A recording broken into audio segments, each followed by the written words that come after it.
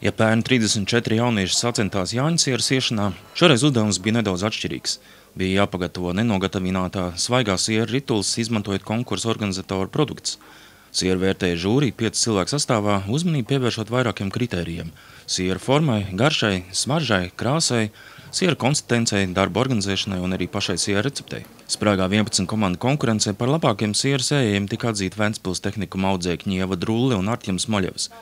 Viņi gatavoja svaigo mīksto sieru, kurš turklāt bija kā saldais siers.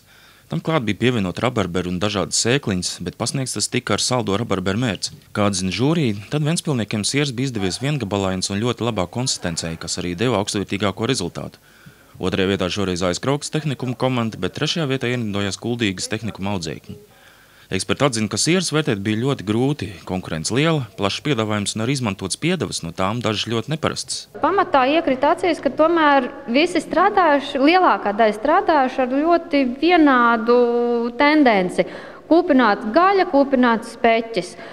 Tas tā interesanti un arī iekrita acīs, ka ar nātrēm strādā.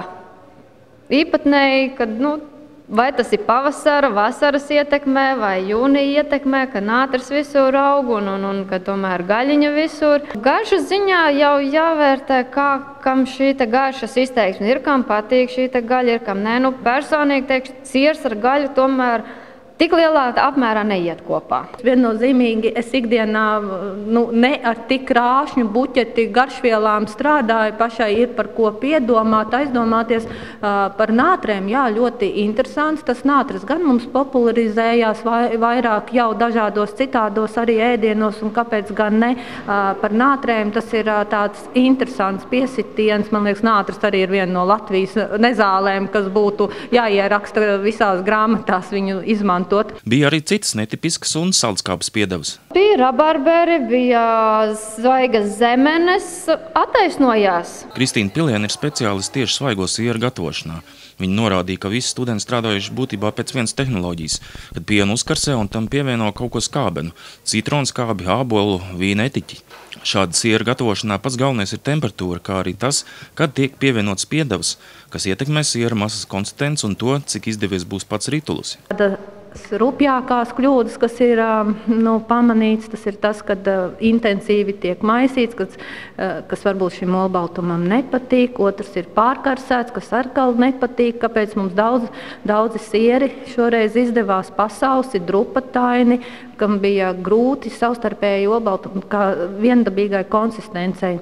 Bet aiz visa tā tomēr ir kādām, kam ir trāpījuši precīzā temperatūrā šos 83–85 grādu uzkarsēt un izveidot ļoti labus sierus. Uzdevums nebija grūts, bet ir jāatcerās, ka es šāda tipa sierus gatavoju 15 gadus, un šeit bērni bija, kuri pirmo reizi varbūt mēģināja. Viennozīmīgi arī man vēl 15 gadus strādājot ar šādu sieru, nevienmēr viss izdodas ideāli. Kā stāsta konkursa autore Vanda Davidānova, šāda akcija krietni paplašina jauno pavāru redzesloku un pieredzi. Profesionālajās skolās un tehnikumos sierus gatavot nemāca. Bet man liekas, jo pavārs vairāk zina, jo viņam ir labāk. Latvijā tiek uzskatīts, ka māte iemāca meitu, meita iemāca savu meitu, meita atkal meitu un tā un tā un tā. Un tā šī Jāņu sieru tradīcija vai šī mīkstā nenogatavinātā siera tradīcija aiziet no paudzes paudzē. Kā atzīst Vanda, Latvijā šobrīd ir ļoti plašs sortiments tieši mīksto sieru segmentā. Izrādās, latvieši ir lieli sieru ēdāji. Kādreiz Latvijā bija ļoti mazs mīksto sieru sortiments. Mīksto sieru zeme ir Francija. Bet es tagad tā padomāju, paskaitu. Latvijā kopā mums šis sieru sortiments ir kaut kur vairāk kā 90 šķirnes un veidi.